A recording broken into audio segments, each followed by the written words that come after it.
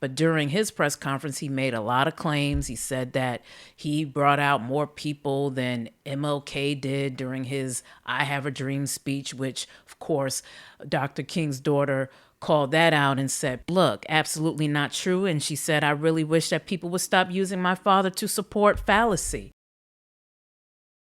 I absolutely love this photo. Kamala and the coach, aka Tim Walz.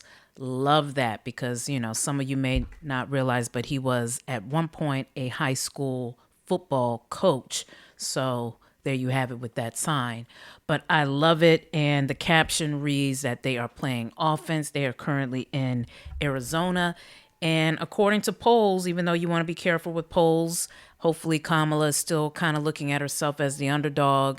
So, don't pay attention to the polls too much. But they're saying that she's really starting to surge even in certain battleground states, including Arizona, Michigan, North Carolina, Nevada, Pennsylvania, Georgia. So expect her and Tim Walz to spend a lot of time in those battleground states because honestly, if they get those battleground states and really edge Trump out, this is her election to win. Now, Trump, we all saw his bizarre press conference the other day, or at least some of you may have seen it. He made a lot of weird claims, and I'm with Lawrence O'Donnell. Like, he sat there and he said a lot of stuff that honestly was not true.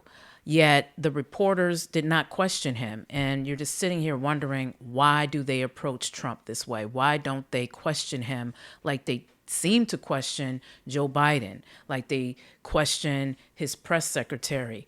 Like they'll ask tons of questions or question everything that they say during a press conference. But you could literally hear a pin drop when Trump is doing a press conference. All you hear is him rambling.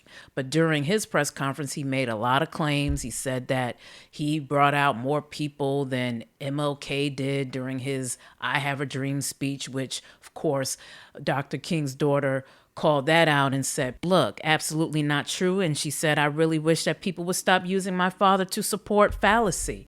But Trump said those words. But one thing that he said that the New York Times and other folks had to do some fact checking on, and they found that, again, he was lying or spoken untruth.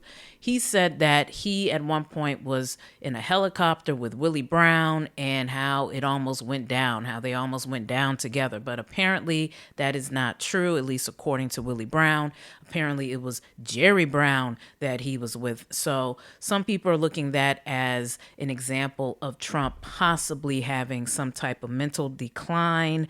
But now Trump is claiming that no, he was telling the truth, and now he's threatening to sue the New York Times for stating that he got his facts wrong. But according to this particular businessman named Lev Parnas, again, this is unverified, it's alleged, but he is saying that sources within the Trump campaign are expressing some serious concerns about the mental health of Donald Trump, especially after what he exhibited after his press conference. So that's kind of where he is. And he's also not really campaigning in these battleground states. Some are speculating it may be because he's really trying to restructure how he's going to campaign against Kamala Harris. He is going to go to Montana to help a particular congressman to gain a seat in Congress. But overall, he's really not out there. But Kamala and Tim, they are out there heavy in these battleground states. And we are less than 90 days from the election. And it just seems like Trump and the Vance team are in disarray. But again, let's not get comfortable. Hopefully Kamala and Tim are continuing to keep their eye on the goal, staying focused on their lane and not paying too much attention on what's going on with Trump and just staying with their message.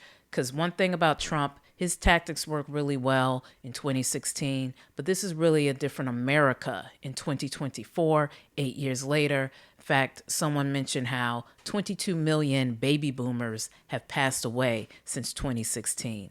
And there are 40 million more new voters or folks who are able to vote since 2016. So This is a new America. It's a new generation. And some of what Trump says or his tactics just may not work with this new America.